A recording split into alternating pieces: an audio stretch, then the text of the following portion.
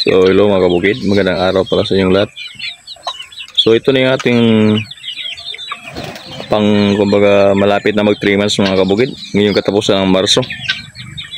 So ito na, bawasan na rin ito mga kabukid kasi mayroon nagbumili sa atin ng ating mga alagang manok.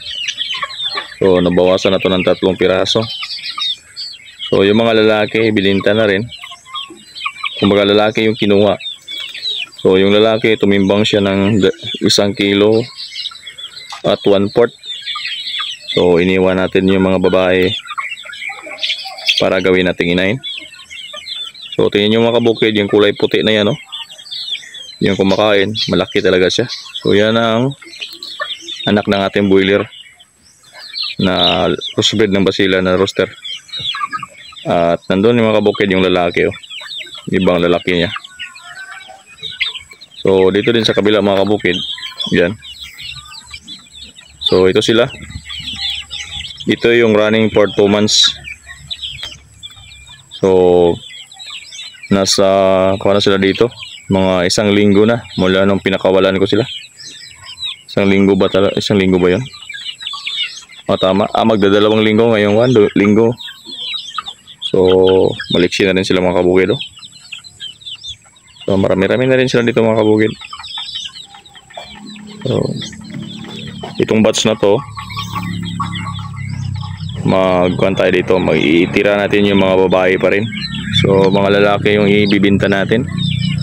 So ginagawa natin to mga kabukid para yung ating mga roast, itong mga inahin kasi luma na. So 2 taon na sila.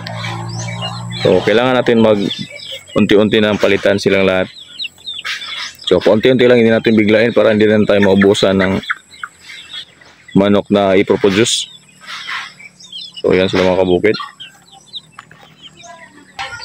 Dyan din sa kabila mga kabukid, gumawa na rin ako ng isang pabahay, yung pangatlo natin na pabahay. So ito yung pangalawa at ito yung una. So hindi ko pa siya natapos mga kabukid. So yero na lang ang kailangan dyan. So hindi pa ako nakapagbili kasi yung pasok natin ay pang-araw pa. So saka na siguro pag panggabi na ako. So ganun pa rin na design. So ito mga kabukid, siguro ibibinta na natin lahat ng mga lalaki nito. Pero iiwan natin yung malalaki na puti. Yung kulay puti na yan, oh. Malaki siya mga kabukid. So hawakan ko mga kabukid at tingnan ko kung kaya ko bang siyang hawakan.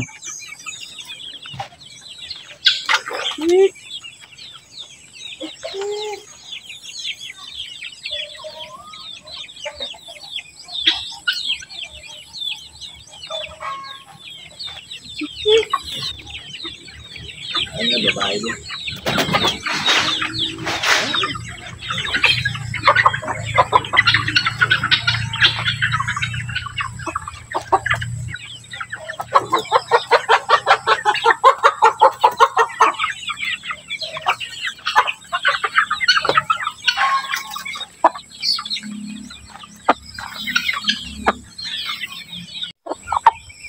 So ito mga kabukid, ito pala yung na-produce natin na breed ng ating broiler at saka Basila na rooster. So ito yung parami natin na breed. Ito mga kabukid, oh. So malaki siya mga kabukid. Sa loob ng 2 buwan kaya ng 1 kilo mahigit, 1 kilo at saka 1/4. So ito babae. Tingnan niyo mga kabukid, oh. Ang kapal niya mga kabukid, oh. So magta-3 buwan na to. So siguro tumitimbang na to ng 2 kilo mahigit. So ito yung maganda natin i-upgrade sa ating mga alagang manok para hindi tayo lugi. So ito, sinubukan ko na rin mag-ulam ng isa nito. So okay naman yung kanyang karne. Hindi siya, kung yung laman niya parang katulad din sa native. So kumbaga parang juicy siya. Hindi yung parang lata, yung gano'n. Ito babae ito. Yan, oh.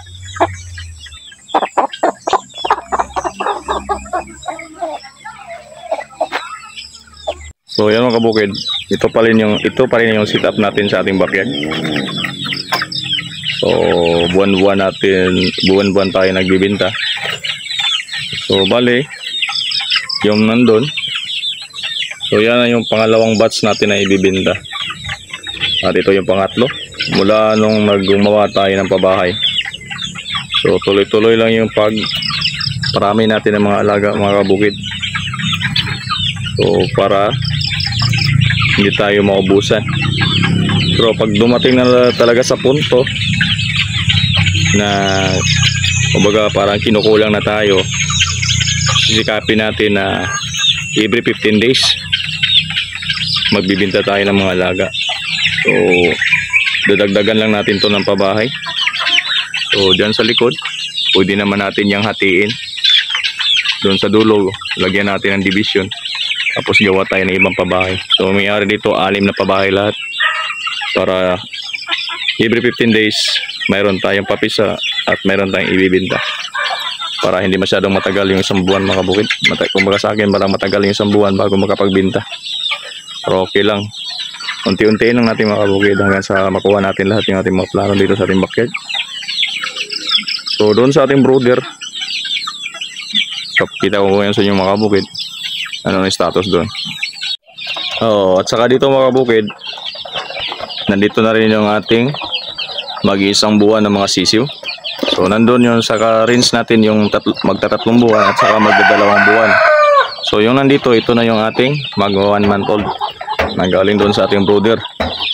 So ipapakita ko na sa inyo, mga kabukid, kung ano yung status nila yan. So yan sila, mga kabukid. Lalaki na rin sila, mga kabukid. Yan.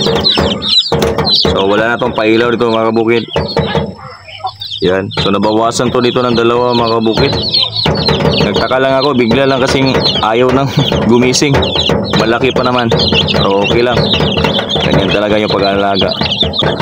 So yan sila, mga kabukid. Malilikot na rin. So tuloy-tuloy lang yung ating pagparami ng mga sisiw dito, mga kabukid.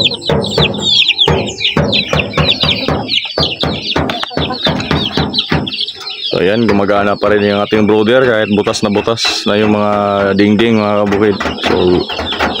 So pag mayroon tayong budget, bibili tayo, gagawin natin yung bakal, mga kabukid. Tingnan nyo, mga kabukid, malaki na rin yung ating tandang. So bilis lang lumaki. At ayan, mga kabukid, yan na yung ating mga bagong papisa ngayon. So nag-hatch na yung first batch natin. So ayan o, liliksi na nila. Bali, 20 days na nila ngayon. So yung second batch nandun pa sa taas, hindi pa nag-hatch. So ayan sila, mga kabukid. Ito na naman yung ating aalagaan ng mga maliliit na sisiw. Ayan, maliliksi na sila, mga kabukid. So ililipat na naman natin to sa ating brooder na DIY. So yun lang, mga kabukid. Inupdate ko kayo ngayon sa anong status ng ating backyard ngayon, mga kabukid. Kumbaga kung dumami na ba yung ating mga alaga. So yun ang status ngayon. Meron tayong mga bagong papisa. Meron tayong 1 month, wag mag 1 month. Meron tayong mag 2 months at meron tayong mag 3 months na ibibinta. So tuloy-tuloy lang yung ating paparami, mga kabukid. Pero ngayon yung ating mga batch na itong batch na yun, mga kabukid, titira natin yung mga babaeng manok para gagawin na naman nating inahin sa susunod na mga buwan. So ngayon meron tayong 20 na inahin. So ang gagawin natin yan, mga kabukid, kita times 2 natin yung dami nila para mas lalong dumami yung ating mga alaga at saka supplyan natin yung pangangailangan ng ating mga buyer. Kasi hindi natin kaya supplyan kasi ako lang nag-aalaga ng native na manok dito, mga kabukid. So hanggang dito na lang, mga kabukid. I-update ko lang kayo palagi kung ano mga nangyayari ngayon sa ating backyard. So see you in my next video, mga kabukid. Patuloy lang tayo sa buhay. Happy farming sa lahat. Maraming salamat sa lahat ng nanonood ng aking video, nag-subscribe sa akin at nag-like. So bye bye, mga kabukid.